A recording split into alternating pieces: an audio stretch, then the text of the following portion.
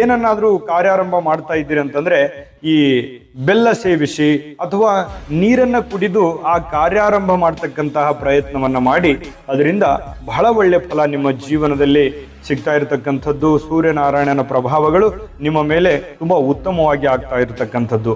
ಇನ್ನು ವಿಶೇಷವಾಗಿ ಈ ಕೆಂಪು ಅಥವಾ ಕಪ್ಪು ಹಸುವಿನ ಸೇವೆಯನ್ನ ಮಾಡ್ತಕ್ಕಂಥದ್ದು.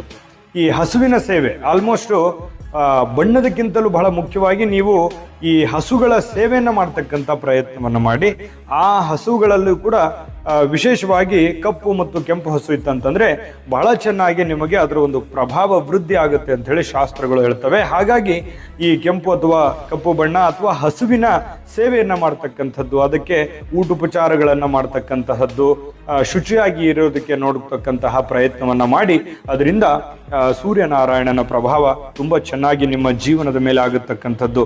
ಇನ್ನು ಈ ಕೆಂಪು ಮುಖದ ಮಂಗಗಳಿಗೆ ಸ್ವಲ್ಪ ಬೆಲ್ಲ, ಹುರಿಗಡಲೆಯನ್ನ ಹಾಕುವಂಥದ್ದು.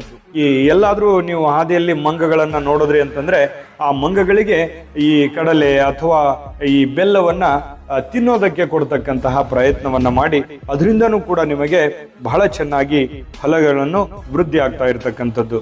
ಜೊತೆಗೆ ಈ ಗಂಗಾಜಲ ಹಾಗೂ ಬೆಳ್ಳಿಯನ್ನ ಮನೆಯಲ್ಲಿ